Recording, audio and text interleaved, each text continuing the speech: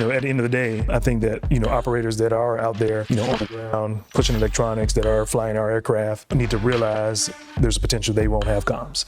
There's potential for that, and so let's take the PACE plan that is, maybe always on the shelf, blow the dust off it and take it seriously and exercise that.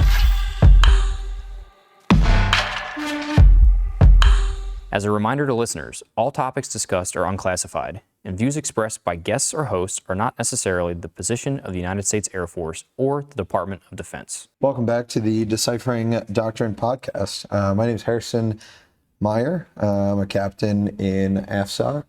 And I am Captain Matt Berkstead.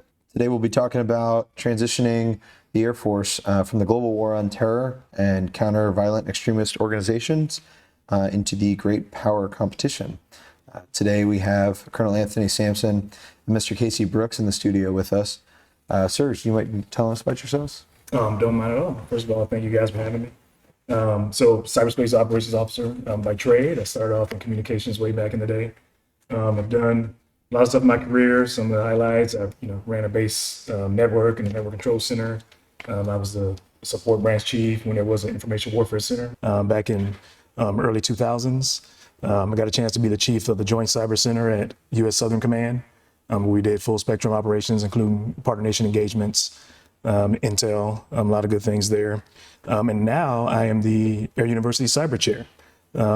Basically what that means is I'm the liaison between operational Air Force entities, Air Force and DOD, so it includes Cybercom, and the Air University schoolhouses, including AFID, Air War College, SOS, all the schools, Senior NCO Academy, to make sure that the curriculum that I would say cyber and information warfare, if that's a thing, there'll be a debate later on that, equities are represented in the curriculum. So everyone in the Air Force is learning something about cyber and what we're trying to call information warfare these days, as well as helping out students with research. When students are doing cyber-related research, I try to reach out to Cybercom and other organizations and get support for them. And I also teach at the War College, so I teach leadership and warfighting, campaign planning. Have a degree in information operations, a master's in that, PhD in management, and so I'm an instructor at the War College. That's what I do. Casey Brooks, far less impressive than the colonel.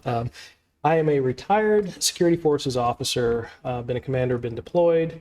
After I had to decide it was time to grow up in the Air Force, became a civilian, I went into cybersecurity, actually.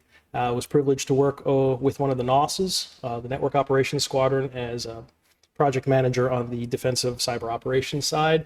I'm also a certified threat analyst, so kind of helped build one of the threat intelligence programs for the Air Force's DOD Ops.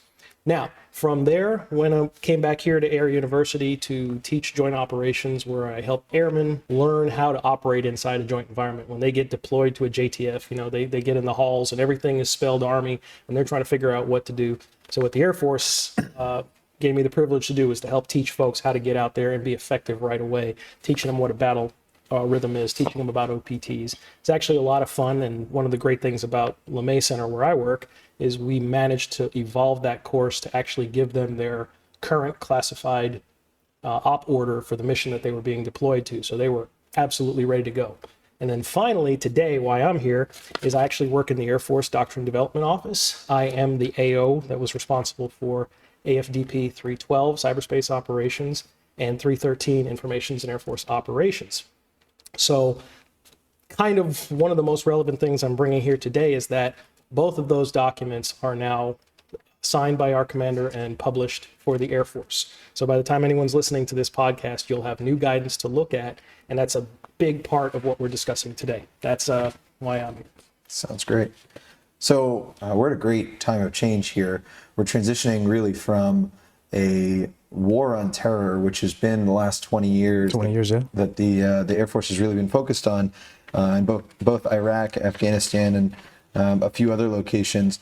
And we're now preparing for the next fight. And we haven't really seen something like this in the post 9/11 world. What do you think that conflict looks like? Both the colonel and I raised our hand to join up in the service last century when, things were still a little in flux with a great power competition, but what we like to call the Cold War. Our enemy had the discourtesy to fall apart before we got into the fight. So I actually raised my hand the same year as the Gulf War. So as a cadet, I did not get to participate. But going into that, our idea of war was going tanks rolling the Fulda Gap, aircraft mixing it up over, the skies of Europe, possibly fighting in the Pacific. So when you say the post 9/11 world, it's important for a lot of us to understand that that is your frame. You are looking at the world since 9/11. So it does seem a little bit alien that we would have to retool, reorganize, and get ready for great power competition, which really is just back to total war between major nations who've got big armies. So I think it's not fair to you guys to say, we need to go back to the future or whatever. But I do think it's important to note that it is not a new problem set for our military, for our Air Force. As a matter of fact, we were literally constructed with the idea that we need to have 300 F-22s because the Russians are going to have, 6,000 MiG-21s or whatever 7th or 8th generation they may think they're at right now. But the point is that our Air Force was founded on the idea that we needed to be able to fight at that level. The counter VEO fight really did take our eyes off the ball. And, maybe the colonel has a thought on this, but you're not driving in Humvees and you're not flying F-15s and F-22s because of the counter VEO fight. That's all the result of being prepared for the big fight. We've just got to, in my opinion, humble opinion, we're just relearning how to execute. I agree with that. I think I'll also talk out of both sides of my mouth, admittedly, because, one of the things we like to say at the War College is, the nature of war doesn't change, the character of war does. And so, a lot of things that we've been doing for years, that we've trained for years, still apply. There's still element of finding what the adversary center of gravity is. There's a element of information, that is relevant. Even though it just became a joint function in recent years, it's really always been an element of war. But the character of war has changed, especially as a cyber guy, based on the nature of the cyber threat, of the advancing space threat. And so, kind of like Casey said, since I came in 2000 and 9/11 was right after that. So I've only known an Air Force and a military that spoke counterinsurgency, that spoke, VEOs. But we've done this before. Before that, did have, Desert Storm. I don't know that I wouldn't call that a near peer, which is what we're going into now. The closest we can go back to where we had a near peer really was that we engaged in and actually bullets flew was World War II. We've had skirmishes, we've had conflict, armed conflict since then, but not with a near peer. The closest we came was with the former Soviet Union. And we're at a time right now where even many of our young general officers, they don't know much about, that time. So one of the things we're doing in the War College is training our officers, our 05, 06 level folks, trying to retool them, change their mindset to refocus on, from just counterinsurgency, just VEOs to great power competition and what that looks like. And we have some of the older heads, come in and talk. We study history. We study World War I, World War II, conflict, Cold War with Soviet Union, to give them some insight there. Some of the things that I think are different, is just inherently think we're calling China and Russia peers, right? So that just implied in that means maybe there is, superiority can be questioned, whether air superiority can be assumed. Resistance, we went into, Iraq really with, minimal resistance. We anticipate resistance now. We're in a contested environment that's continually contested. I mean, all this time when we've been feeling like we haven't been at war with China, they've taken a mentality that they're not at peace with us. So they've been preparing, for this. They're playing the 100-year game. And so we need to start, kind of catching up and playing that game too. And so in terms of China's A2AD capability, anti-access, area denial capability, that threatens our superiority. In terms of their cyber, electromagnetic spectrum, space capabilities, and potential for cutting off our C2, that presents a threat. And so these are definitely new challenges that we need to figure out how we're going to face and what we're going to do about it. I'll turn it back on you guys. You have both the post 9/11 perspective, so you're better to talk to the audience about the military you came up in, but you're now getting a preview of what war looks like over in Eastern Europe. What are you guys seeing? What are you talking amongst yourselves as far as the character and nature of war? From my experience that I've seen in the cyber career field so far, we've kind of always had a little bit more of a focus on these bigger potential threats. Because when you look at it, the conflict out in the Middle East, I don't really feel like we really had that much of a cyber threat to defend against. So taking offensive actions, we certainly could have done some of that to help out with people who are actually boots on ground out there. I feel like from the defense perspective, we've kind of always had our eyes more on these China and Russia as our previously near peer, now peer competition. So that's my perspective on things as a cyber officer. In both aircraft I've flown, it's not been the priority. And that discussion really only started about a year ago. Over in the flying squadron, we talked to it. Frankly, I think we've paid it a bit of lip service over the course of my career. We talk to it and we say we train to it, but there's a lot of specifics that we don't actually take to their final conclusion. We don't fully practice. We don't fully train to those things. I will say that we're getting better at it. Just last year, we did do an exercise base wide at Hobart Field to practice completely cutting out power, both primary and backup, and then continuing to fly our normal daily ops for 24 hours. The base did that.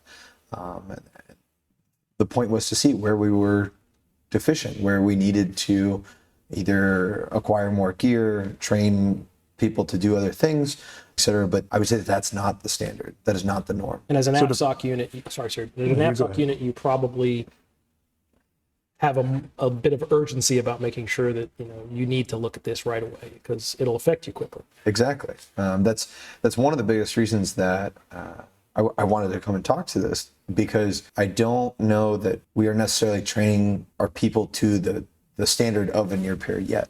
I don't know that as a service wide, there might be parts of it. Matt just described that they've always had their eyes more set on that near peer, that peer adversary. I don't know that that's Air Force wide. And it does seem like these are questions that leadership, but also people like myself and Matt need to be asking, because ultimately we're all going to go together into a near peer conflict. We kind of need to be ready top to bottom. So I'll say a couple things. One is what you just said gives me hope, actually, that that there's evidence that there are pockets of organizations that are actually exercising as if the threat is real, as if we are moving towards great power competition. I remember all the way back as far as 2006, 2007, when I was at the Information Warfare Center. We, again, from a cyber perspective, we used to send cyber folks to Nellis, for flying exercise, and there was even talk way back then about a potential, threat of cyber, maybe disrupting C2 connections between aircraft and the AOC. And at that time, it was something that was just kind of glossed over. It was white carded.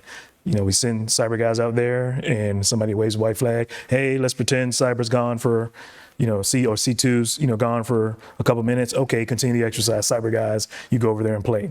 Well, I was just at Nellis last year, talking to the commander that was in charge of that, kind of incorporating cyber into red flag. And he, said to me, I don't know if this happens every year, but that they're actually exercising now. We're actually taking serious, maybe cut off the lights, for real, and not just white carded, and see what we do. Exercise the fact that we might have to, go to our other letters in the PACE plan. For those who don't know, that's, the primary, alternate, contingency, and emergency plans for whatever, communication, for instance. Maybe we have to pull out, old school pen and paper and do some of those things. So I think there are pockets of organizations, and you kind of just proved it in your example, that are thinking about that and are actually exercising that. The fact that we've even gone to this, ACE construct, agile compound employment, ordered by the chiefs, some years ago, to me proves that at an institutional level, we're going the right direction, because part of the underlying reason for ACE, for distributed, air ops, is an acceptance that, hey, our commanders out there, our flyers out there might be cut off from the AOC. We're not going to necessarily be in a permissive environment where, in the AOC or commanders are always, C2s, there's a perfect link. Everybody's always connected. So I would say so that gives me hope that we are going the right direction, even though it may seem slow for some. My concern is, is it moving fast enough? I mean, you listen to what China's saying, think about 2030, it was 2030, now we're going down to 2027. Next thing you know, it might be 26. Do they plan on having a level of capability where maybe they feel comfortable making a move and maybe it hits the fan? We all hope not, but, with that timeline, are we accelerating change fast enough, to get there? So I do have hope, but I hope that, we are on the right timeline for making the changes we need, as a service. Yes. To be prepared for that. Yes, sir. And, along what you said there, we are operating on the 2027, possibly even the 2025. Inherent in that is that, China's isn't a 2023 plan or a 2024 plan. So there's perhaps a mismatch in how our competitors are looking at the problem set and how we're looking at the problem set. To what you said as far as preparing us, exercises. I love that. I'm going to turn it to Matt. You're a cyber operator. What is your idea of a bad day in cyber where you're dealing with that peer-near-peer threat at the unclassified level? Do you really have a good no power plan for cyber? I'm sure that there are probably organizations that definitely have things go really bad if we lose power. Because you can lose power for all types of reasons. You can have bad weather and it can get rid of power. I'm sure there are organizations that have a plan for that situation. The current organization that I am in, I do not feel like that is the case, but that's kind of because of the specific organization I'm in right now. We're an operational test unit. So if we don't have power, that doesn't really affect us and our capabilities that much. Certainly it probably hurts us. I don't think it's really enough to the point where we need to start thinking about it and planning out for it. So can I throw something in there, Casey? I would say, to that point, there are a lot of organizations out there that are focused on, defensive cyberspace operations, defending the DOTN, from the NOS that's here locally in Montgomery to all the folks down at 16th Air Force, that do the good work that they do. And the threat that we are facing, from a defensive standpoint, is massive, is enormous, innumerable. We're under constant, threat of attack or ping or incident, whatever you want to call it. Probably thousands daily, that are coming in, and it's almost a problem that I wouldn't say that definitely we haven't given up on, but we're continually taking steps to try to shore up our network, move into a zero trust. But that basically means that, even though you're on the network, we don't trust you to go everywhere on the network, kind of approach. All of DOD is moving that direction. So there's things we're doing to shore up our layered defense. But I think even more than that, we have come to the realization that the threat is potent enough to where we need to plan. I hate to call it inevitable because it sounds like there's no way to stop it, but potentially inevitable. When we are facing the tyranny of distance and we're in the South China Sea, that potentially we could, be out of contact. We could be out of contact. And no matter what our, cyber defenders do about it, the other team practices too, and so they may have some capabilities to do that. We, as a community, cyber community, we continue to take the steps we take to try to shore up our defenses, even to maybe reach out and touch someone, beforehand. There's, doctrine on that. We had a very good discussion. Yeah, so, stuff we can't get into. But, at the end of the day, I think that, operators that are out there, on the ground, pushing electronics, that are flying our aircraft, need to realize there's a potential they won't have comms. There's potential for that, and so let's take the PACE plan that is, maybe always on the shelf, blow the dust off it and take it seriously and exercise that. And I think that, I think that's closer to a solution that we can rely on, that we can maybe potentially go into conflict with, than to feel like, they're not gonna. Can't do anything. Yeah, they're not gonna. I want to springboard off what you said, because you did start talking about the PACE plan, and I love the PACE plan. Fortunately, in the Air Force, all we're talking about is the ACE plan. And, agile combat employment, something important for the audience. It is not anything more than a scheme of maneuver. ACE is not going to solve all of our problems. It's an approach for us to think about it. We have to, I say we, you in the operational Air Force, you got to keep it in perspective. The PACE plan, ACE with a P, is very important in the great power competition peer fight that we're looking at, because again, I direct you to Eastern Europe. we're not talking about a slightly inconvenient combat environment. We're talking about one in which the electromagnetic spectrum is jacked. We're talking about one in which there is no expected safe haven, of an operating location once you get long-range ballistics involved. And I think it's important for the officers, the enlisted, the civilians in the Air Force to really start thinking about, how do I actually continue to do my job in an environment where I don't have, we've said the term the white card injection, and I think if folks out there really don't understand it, you go into an operational exercise and we decide not to really make it hurt, because then we won't achieve our learning objectives, or we won't achieve our exercise. We won't get to inspect whether or not, you can load up the F-15 in record time if the F-15 is a burning wreck. But the reality of the next war is the adversary has had 20-something years to read our doctrine and our operating manuals, and they've decided that our aircraft are far better targets on the ground. But I think that's actually old military knowledge, that you want to hit it before it flies. As a cop, I can tell you, coming up through the last century there, the field telephone has its own power, because you have to have an airman actually sit there and crank the thing in order to make a phone call. We had to exercise pace even in good times, because we didn't always get the gas we needed. And you had to manage bullets, and you had to operate in the cold. And so when I go back to that old knowledge, I think I'm looking at you guys as, yeah, we talk ACE, but when we talk PACE, do you have any real experience with the idea of coming up with a way to, a backup in emergency, or a primary and alternate contingency and an emergency? The emergency is I got to light a fire, hold a solar panel so that I can turn the laptop on. But do you guys think about that, or do you have practical experience or vignettes that you might be able to share? I've flown an AFSOC for a few years. My first aircraft was the CV-22 Osprey. And one of the biggest things that we often talked about, because although I don't know how great we are institutionally at the PACE plan, some of the other services are fantastic at it. They live, breathe, and die PACE. Mm-hmm. And so whenever you go to a joint exercise, the PACE plan is exercised fully. And one of the biggest things that we always talked about was a PACE plan as far as identifying LZs. Mm-hmm. So primary is always the frequency. Primary is always, we can talk to you. But being an Osprey, being that we were flying in helicopter mode lots of the time on the way into the LZ, you're very low. And so you might not have line of sight with the trees or whatever else.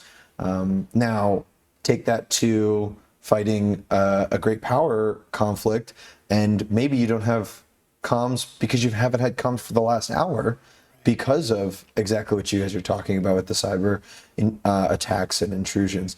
And so we do talk about some of those other options, whether it's visually, whether there's a signal on the ground, all different sorts of things like that. And I will say that places where PACE is not fully exercised, I've definitely seen some other services that use it and teach it when we do those joint exercises. So it's good to see that, and good to see how some other services that do things better than we do, and we certainly do things better than they do in other areas. So, you guys were talking about how we're not reinventing the wheel. While we are going back to a mindset of total war with a near peer, we're not reinventing that idea. This is not a new idea. Similarly, I think that other services are doing things that might be weaknesses of ours, and vice versa as well. I don't know if that's exactly what you were driving at. No, it's perfect, Mr. because it really does bring home a point that we see it exercised in other services. Mm-hmm. Now, one of the things to talk about, the nature of the Air Force is such, we don't do what the Marines do. So we're not necessarily going to have a few jerry cans of fuel and things like that. It may be for those listening to start thinking about where your mission set would allow you to do a little preparation in the event you lost a critical resource. Certainly. What do you think, sir? Actually, Harrison just made me think of something. I mean, it's related to this topic, but you talked about the other services doing, certain things better than we do as an Air Force. When you think ACE, there's some dependencies. One of those things is the idea of mission command. I don't know how much that's, you guys have seen that idea being promoted, the idea that just, you delegate down to the lowest level, authority to go execute a mission. with an understanding of a commander's intent. That's going to be critical, us kind of shifting our culture a little bit to do more of mission command, to be able to trust our pilots that are disconnected from the AOC, to go, they have, whatever ATO they have, maybe it's more than 24 hours, maybe it's 72 hours, and they understand commander's intent so they can still go execute the mission. Maybe that's how it plays itself out. But that's something else that, when you talk to an Army guy, you talk mission command, he calls that leadership. It's like, what is mission command? So that's something that we as an Air Force maybe need to do a better job at propagating more. That, fortunately we fight jointly, and, we can learn from some of the other services on, how to do that better. But that's, ACE, being successful depends on that as well. And there might be some other dependencies that it has. So that's what came to mind in that discussion. Nice. And we are actually working on a mission command aspect for Doctrine. It was introduced in AFPD-1, but it hasn't really been elaborated on. And, General Brown has said, we may never slap the table on how ACE goes, but we do know that mission command has to be a part of how the culture reacts to this new environment. So as we develop the process, we're going to look for input from the Air Force, and we're going to try and get this down into something that makes sense to folks. That's kind of one of the fun things about Doctrine is we actually get to sit at our desks across from other folks who are interested in the topic and just jawbone until we do come up with the right answer. And we have access to all of the experts across the field. So it's not just, okay, on Thursday, I'm going to come up with mission command doctrine. No, we're reaching back. We're reaching back into other services. We're reaching back into history. Believe it or not, there are Air Force generals who've talked about mission command, but I agree it was in a different time when aircraft were probably a little more durable and a little less dependent upon all of those external resources. And, a 55-gallon drum of fuel and a box of ammo could be loaded up quickly and you can get back into the fight because it was a different time. We have a very complex and technical Air Force today that has a lot of dependencies. And it's going to be on, forces like yourself, got to get out there and work things a little by the seat of your pants, perhaps, when you can't talk back to the mothership. But guess what? You're well trained. That's probably the best thing about the American Armed Forces is we're really well trained. We joke, as an instructor in Joint Doctrine, we often joke that the Soviets were 100% into our doctrine. They expended effort to get the spies in before the internet to actually grab a copy of American Doctrine. And we always made the joke that, there's a note from a Soviet lieutenant that says, the American Doctrine is very comprehensive and we just wish they would follow it. So I did joke about, coming to work in a place that writes books no one reads, but it really is. It's fascinating. Oh, we read it. The work on it. Yes, sir. Let's push to the next issue here, which is going to be talking about the doctrine. I started off the podcast saying that we just updated AFDP 312, cyberspace operations. It's out there. You've got JP 312, joint cyberspace operations. For those out in the audience who are depending upon that guidance from both the Joint Force and the higher headquarters, we put it out there, but there's a lot of things going on. We've had to update definitions. The last one was published in 2011, I believe. We've actually had to update how cyber works. So I know from the standpoint of the cyber operators, you've got questions. There are things that you guys want to know. But if we could, at a higher level, what are some things that we can answer for you? So I'll try to start off a little easier. So one thing about the cyber world is it is a world that evolves at the speed of light. Like yes. the bits move at the speed of light.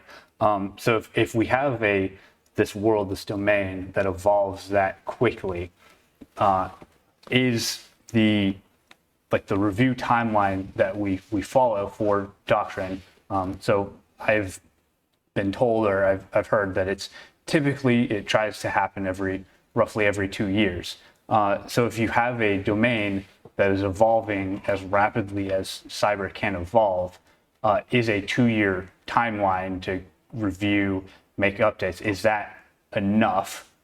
Or would it be beneficial to try to go through with some expedited timeline?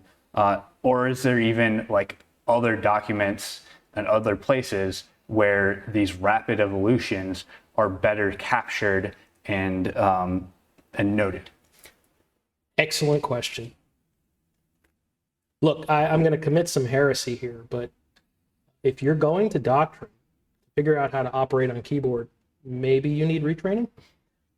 Doctrine is, by its nature, best practices, historic lessons learned. It's a good place to start. It's not the answer to your problems. As a matter of fact, Doctrine usually represents the FAQ. You know, after everybody has screwed something up or done something well, it'll end up in Doctrine. So what I say is this: your TTPs, your 3-1s, your AFMANs, your DAFMANs, your AFIs, your policy documents, those can be updated by a squadron commander in some cases. Those can be updated by a career functional. That's where you're going to learn how to do stuff. And you're right, you know, if Moore's Law even still applies, because I was over in the NOS doing, you know, DOT and ops and threat analysis maybe 4 or 5 years ago now. And since then, the nature of the threat is beyond what we were trying to do on the cutting edge then. And that's just simply because who are you fighting in that environment? It's not always a pure state actor. It's every script kiddie who wants to get his name out there in foreign countries. You know, I always say as much as I'm worried about Vlad, I'm more worried about Paulo down there in South America, who's figured out how he can break into the latest version of Windows 11 because he's a dangerous individual. So Doctrine is not going to necessarily give you today's answer. It's going to tell you how over time we've evolved to where we are today. That's the best thing I can tell you. As far as a review process, we could theoretically update Doctrine every 6 months and still be out of date. You know, we take the hit on 3.12 being as old as it is, but Doctrine in a sense is a collaborative process. We actually go to the field for input. Believe it or not, there have been numerous attempts over the last 11 years to update our Doctrine.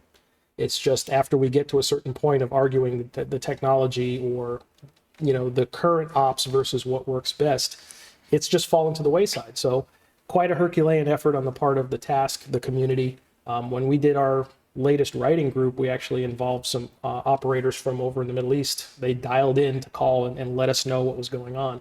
And then we went into a long process of coordination. So your TTPs, your policy, that's going to help you. Those can evolve quickly depending on your MAGCOM, or, you know, 16th Air Force, God bless them, they can work a lot of magic. But at the end of the day, your Doctrine is going to be kind of a recap of what went well. So while the best thing about Doctrine is that it's there for you to help you and to understand the best place to start, one of the other functions that we're going to bring too is we work with the joint community. So terminology, you know, we say it all the time, words matter. If I call something a program, that has a lot of, you know, meaning to it.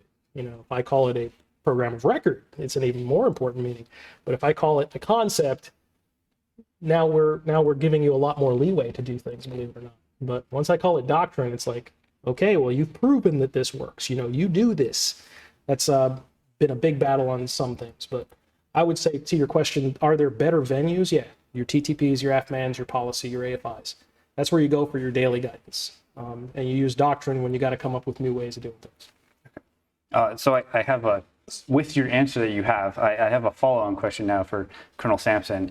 So he mentioned the TTPs, the policies, that stuff is the better place to capture all of this, the rapid evolution. Do you think that our career fields do a good job of keeping up with the updates in those documents? I'm not going to say it's not relevant, but what I feel like is more relevant. First, tied to what Casey said, I completely agree that Doctrine is really just a collection of best practices. You know, it gives you a way to strategically frame an issue, operationally frame an issue. It's not TTPs, you know, that we operated on. And if an Army guy was in here, they'd be blaspheming, you know. But yes, you know, it's a toolkit, you know, as recommendations based on best practices. The fact that we call it best practices implies that there's been reps and sets of a certain thing happening. And with the speed that our domain is evolving, you know, how long does it take? How many reps and sets do you need of something affirmed before you feel comfortable with putting it in Doctrine? You know, there could be a debate on that. And if, you know, hey, we've done it this way for a year, it looks good, and then the next year it changes, do we really want to be updating Doctrine every year? I don't think so. And so those other documents, do we really want to update those documents every year? Maybe. But I think more important than that, I feel like we need a way to capture the evolution, of our domain and TTPs and, how we operate, which can be best captured really at your level, at the guys who are the operators, who are the tacticians that are seeing how this plays out every day. Maybe you're relying on some doctrine, but maybe it's outdated because the field's evolving. You capture those lessons and allow that to feed its way into the system, and then maybe it ends up in doctrine. But I think in the evolution of cyber and information warfare, or we'll stick with cyber because I know that's debate. Information warfare issue is a debate. I think that we're still in a period where there's going to be continuous evolution, every year, in less than a year time frame, where it may just be more important to just capture those lessons learned, those TTPs at the tactical level, feed them up, but don't maybe expect the folks at a strategic level, at the doctrine level, to just jump on board and add that to doctrine, because by the time they add it in, you'll get with them 3 months later and something's changed. So I would say at the tactical level, operational level, do a good job of capturing what you're learning and what's wrong with the doctrine, and just keep that updated. And I think maybe at some point in our field, whether it's a couple years from now or maybe 15 years from now, I mean, you look at the big scheme of evolution of how this might evolve, we may slow down in our pace of evolution and have doctrine be more updated. Or maybe we don't. Maybe things like AI and quantum keep this, quick evolution going for many, many years to come. I don't know. So I don't know if that answers your question well, but that was my thought. I did kind of put you on the spot. It just So something that you both mentioned, which I'm curious about your thoughts. You both were talking about the rapid speed that both the cyber world and also just today's world is evolving. And I guess my question to you guys is that development at a necessity based on the cyber world and the way that does rapidly change, or is that development based on the necessity to catch up in and fill the void of our weaknesses for our adversaries? Yeah, I see the rapid change really being driven by industry, and obviously the emerging technologies have strategic implications, militarily, and so our adversaries have realized that, we have realized that, and they are setting a pace right now that we need to keep up with. I mean, that's why they're our pacing threat. From a strategy aspect, our adversaries did one thing smart. They saw the effect of the Gulf War and they said, we may need to think about what we're doing. They watched it.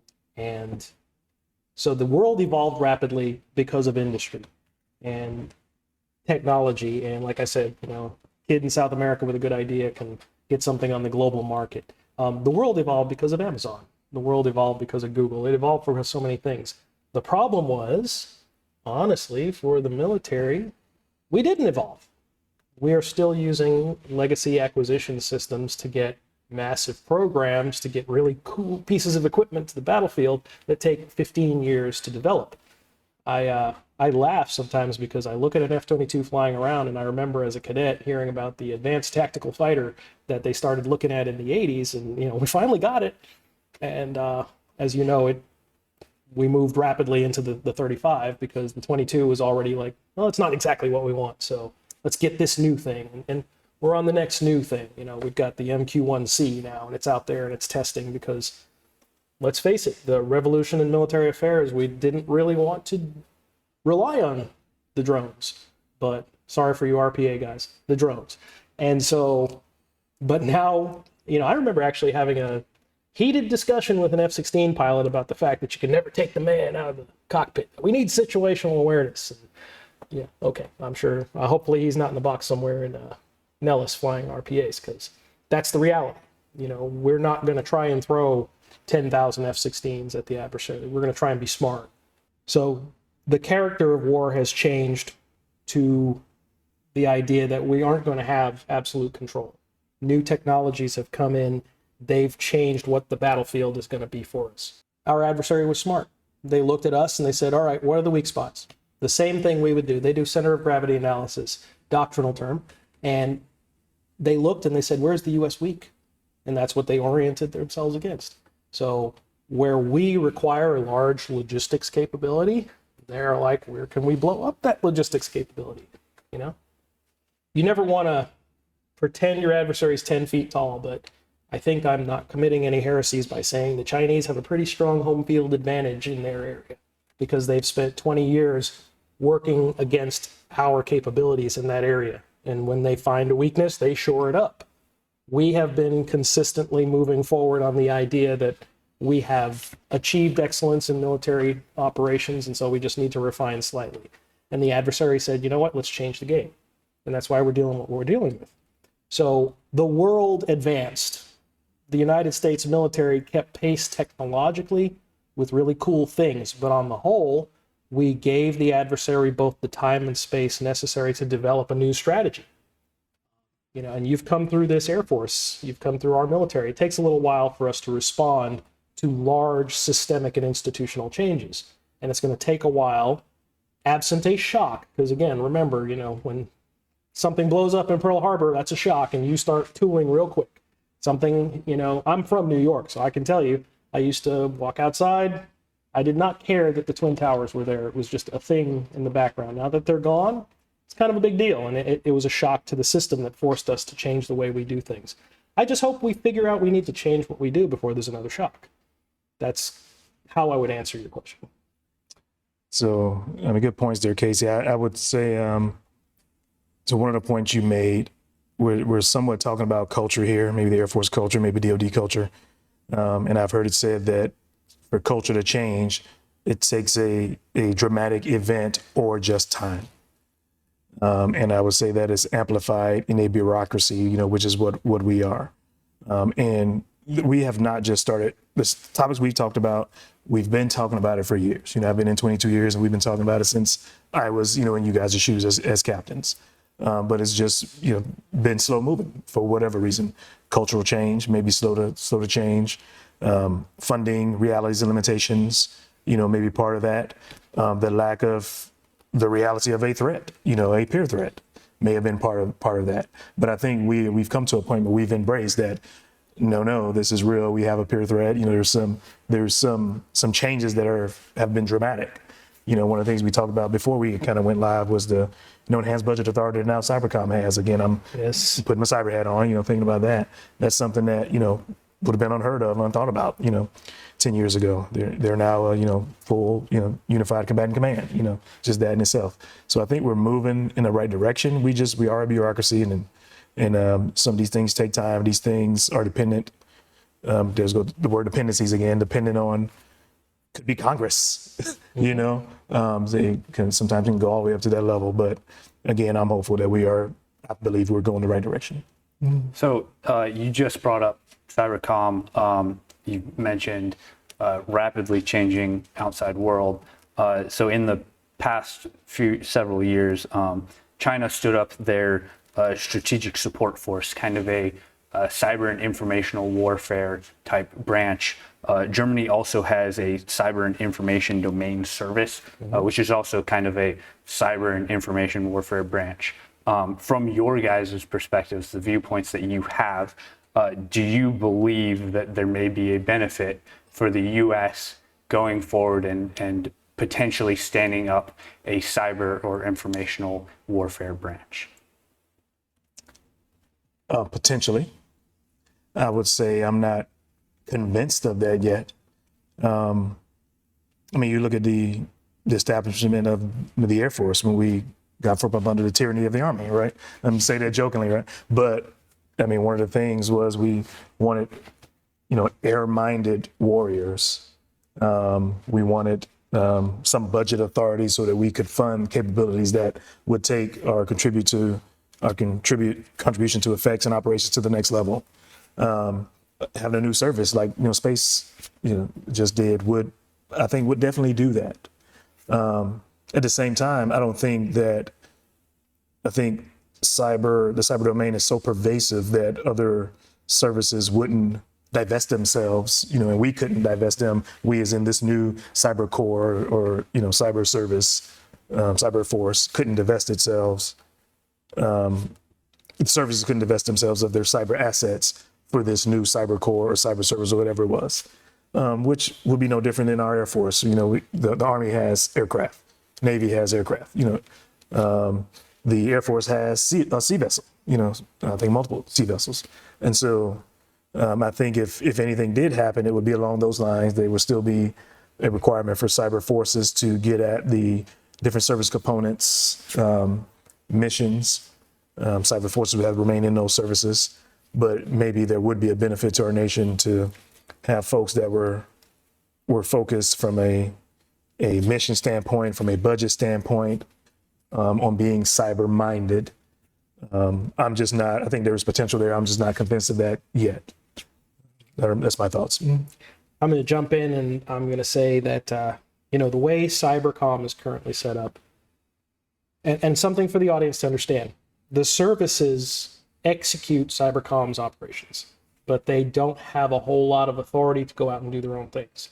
Now, the many squadron commanders out there right now are tearing their hair out, breaking stuff, but here's the thing.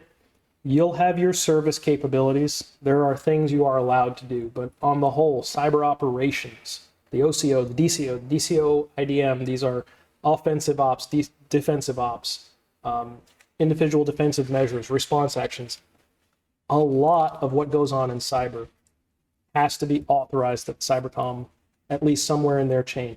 There are a lot, for the operators out there, there's a lot of cyber that requires SecDef or presidential authority before you're going to do anything.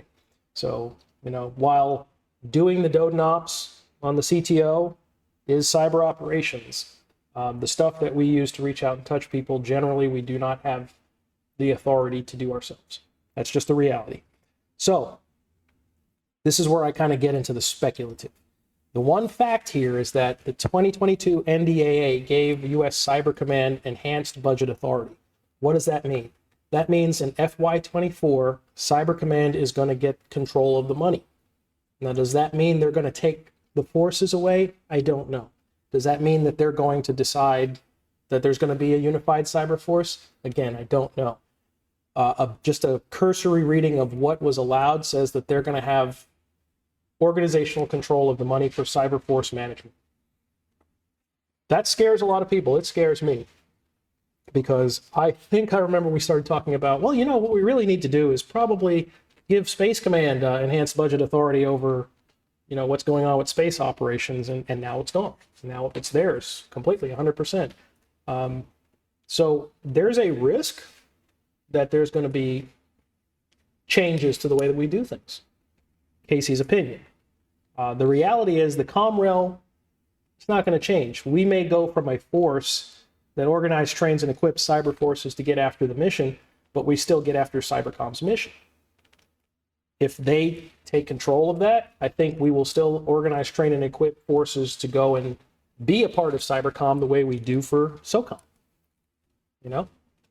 Right now, that's the model that's being proposed, is that the Air Force will assess, the Air Force will train, and then the Air Force will say, okay, here you go, here's a ready-to-go cyber body. And then U.S. Cyber Command will go ahead and manage it from there. That is a possibility. That is not the way things are necessarily going to happen. I just know that a quick reading of the National Defense Authorization Act says that Cyber Command is going to have significant control over how resources are managed. So I don't think on a day-to-day basis it's really going to matter so much for us, because the cyber operation as currently handled by 16th Air Force is pretty transparent to most folks. Let's just put it this way. Kudos to them, because if they weren't good at their job, you'd know about it. So the fact that you really don't even think about it, they're really good at what they do. The big operations center down in San Antonio handles worldwide operations. And if you've never known that, the guys down there at the 616, they do a really good job of supporting cybercom operations around the world, Air Force missions everywhere. So it's not like we aren't already kind of taking the cyber force and doing what needs to be done.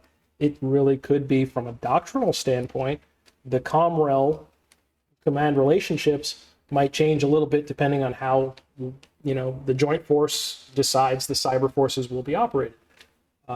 You may still be an airman who's a cyber operator. I think that's probably going to be a thing for a long time, unless and until we wake up and we're told there's a cyber force, kind of like the Space Force, and then, fait accompli.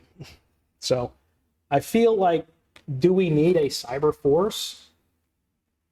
Right now, we're doing a very fine job around the world of handling the cyber mission. But if the political leadership decides that we're going to have a cyber force, it'll happen. Just the way they decided we needed a Space Force, and it happened. And God bless them, because if you look at the way that U.S. Space Command operates, everything above 62 miles belongs to them. And while we have great water cooler debates on, is that only above the Earth, or is it like everything? Because I want to know who's responsible for Moon Force. But it'd probably make a great TV show. But honestly, this is the doctrinal debate, because the mission still gets done. So I'm going to add to something what Casey said. He mentioned, and it's not going to answer your question at all, but it's just going to be a data point that adds to part of the discussion. You mentioned that, some of the commanders were, are scared of that idea. And I think back to, just the idea that there is a cybercom. You go back a little bit. That scared some commanders back then. You just think if you're a combatant commanders fight war, services don't, right? If you're a combatant commander, you want CHOCON, you want control over the forces that are going to execute your mission on your behalf. You don't want to have to go to another combatant command and ask, Mother, may I? Well, that's kind of what, combatant commanders now have to do with cybercom. So there's already, points of tension right there. In the Air Force, I know there's, some might not know, but there's this thing called MDTs, Mission Defense Teams. Originally, there were supposed to be, I think, 80 something of them, one at every, and most bases to focus on defending whatever the priority, weapon system was on that base. Now there's potentially funding and support for less than 20. But that is potentially a move that is made because the Air Force as a service is afraid of, cybercom just, taking control and us having to ask Mother, may I, to do proper, cyber defense on our own, air assets. And so it just kind of, those two examples just kind of bring out the point, Casey's, I think part of what you were pointing out is just that there's inherent tensions, yes, related to C2 structure, related with what commanders, whether it's commanders of bases or combatant commanders have control over. And at the end of the day, it's going to be a debate, I think, for a little while, because cyber, regardless of what commanders want, cyber capabilities, cyber warriors are a high demand, low density asset. Not just in the military, but just in our society. We're having a crisis of, cybersecurity professionals, having enough, that are available to take all the cybersecurity jobs. We're having a, somewhat of a crisis, I hesitate to call it that, but in the military, of keeping, our cybersecurity professionals from a recruiting and retention standpoint. That would be a whole nother discussion. And so with, our cyber capabilities, cyber professionals being such a high demand, low density asset, there's part of the argument, does it behoove us to consolidate those efforts versus to have them dispersed, assigned to different commanders? And I don't know the answer. Again, I'm not convinced either way right now, but I think it's a worthy debate that maybe we'll be having it for a while, or maybe I'll be surprised and next thing you know, word will come out that there's a cyber corps under the Department of the Army, which will make us all even. Air Force would have the Space Force, and Navy would have the Marines, and Army have the Cyber Corps. How about that? I think the Marines would be a little upset about you calling them equals with the Space Force and the Cyber Corps, but I think that's a valid point. I think it's really interesting that you're speaking about the hesitancy of commanders and splitting out the cyber portion of the Air Force, and having to ask Mother May I, because there was a time when SOCOM splitting off and the special operators leaving the combatant commanders and being their own combatant command was its own hotly debated topic, and it was not something that the combatant commands wanted to give up. So I think that's really interesting. And it's a great analogy. And now here we wouldn't think we don't think anything of it. The fact that the special operators are separated out because they do work in a joint world, and it makes tons of sense to us now. And the nightmare of authorities when dealing with special operators, for those who don't know, they operate under a completely different law from most military forces. So it can be a real issue if a combatant commander or even a local commander does not understand that his special operators use different authorities. Boom, cyber. They use all kinds of special authorities that sometimes the local commanders aren't even cleared for, to be perfectly honest. So it's fascinating that you bring that analogy, because it really is perfect. Certainly. So one of the things that I'm going to circle back to here, we've talked a lot about the preparation for that near peer, that pacing threat. We've talked about that from a ops standpoint. We've talked about it from a cyber standpoint, but really it touches the entire Air Force. This is a holistic and a cultural shift within the Air Force. What would you guys' suggestion be to our senior airmen, to our tech sergeants, to our lieutenants who are in a maintenance squadron, a logistics squadron, really any squadron, and are noticing the changes in the world and the changes in the priorities of our nation, and just feel like they're not ready? Their unit isn't ready. They as a person aren't ready. How do you think that those people that aren't necessarily commanders, aren't necessarily writing the doctrine, how do they get after those issues at their level? Well, I personally feel that some of the stuff we've talked about here, like taking seriously the PACE plan, even having a PACE plan, are things that can happen bottom up. They don't have to happen top down. Maybe, there's some that hear this podcast that are thinking, PACE, what's that? And then we don't have a backup plan. We don't have an emergency plan, a contingency plan for doing this. If the lights went out, we'd just be, we'd be messed up. We wouldn't be able to operate. They can take the initiative to say, hey, we need a better way.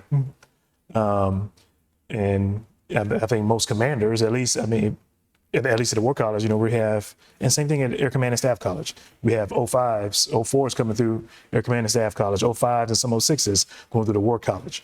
I know this is being echoed over and over to them. They're being taught this stuff, and even the ones that don't come here, that do it online, these messages are being echoed, so they get it. So, I have a hard time seeing an airman, an NCO, a CGO coming to their bosses that are at that level, and them not getting it. If they say, hey, sir, ma'am, here's what we do. If the lights went out, we'd be stuck. Now a conversation might ensue related to the likelihood of that happening, what's the worst case, what's the most likely case of that happening. And at some level, commanders also might just take risk, to that. And I think as an airman, as a CGO, hopefully the commander has that conversation with you and gives you the why, so you can understand that, there are resource limitations. There are, whether it's, funding, whether it's people, whatever, time, that might prohibit, taking those, the precautions that maybe you feel like they should. I think it's at least worth a conversation. That's a thing. No matter if you're, A1C or you're, CGO or whoever, I think you can, if you notice, something that just doesn't seem right, or it seems like you're not postured as a unit for strategic competition, great power competition with a peer competitor, you can take the initiative to make change. And I think the commanders are hearing the echoes enough to where they will listen. And then I just ask that you just understand that there's potential risk involved. Commanders accept risk, levels of risk, and hopefully you help the commander understand what those risks are and let them make a, informed decision. That's what I would say. There's a popular joke where a politician walks into the assembled military staff and says, "Ladies and gentlemen, we have run out of money and we're now forced to think." So I would say, what can our force do out there? You're going to have to think. You're going to have to sit down and you're going to have to think that, yes, it can happen to us. Yes, we do have to have an alternate. There have been incidents across our Air Force of late, even as recently as the power outages in Texas, where bases were forced to come up with ways to survive, as opposed to putting in an inject and saying, okay, well, yeah, we lost power, but we can still do the mission. Can you? So there's not a magic button. JP50 gives you the concept of an operational planning team. Get together a couple of like-minded individuals, sit down and think through a problem. You might be surprised what you find out. That's pretty much right now the best thing we can do. Look at the world. Don't pretend that it's going to be a rough go, and sit down and try to think out how you would get through stuff. And if you come to a moment where you realize that we don't have a way to do this, take that to your boss and say, I have identified a significant issue, and here's what I think we can do about it. Well, gentlemen, thanks a lot. It's been great talking about Doctrine and the future of the Air Force. We really appreciate you taking the time out of your day to come and speak with us on some topics that the two of us have near and dear to our heart. So I'm sure that there are others out there as well who have similar thoughts and opinions about some of the things that we're trying to speak and get the conversation going on about. So All right. Thank you very Great much. conversation. Thanks for having us. Thank you very much. All right. That's going to do it for today's episode of the Deciphering Doctrine podcast. This podcast is produced by the LeMay Center, mixed by Air University Public Affairs, and conducted by students at Squadron Officer School. Thanks for listening, and we'll see you next time.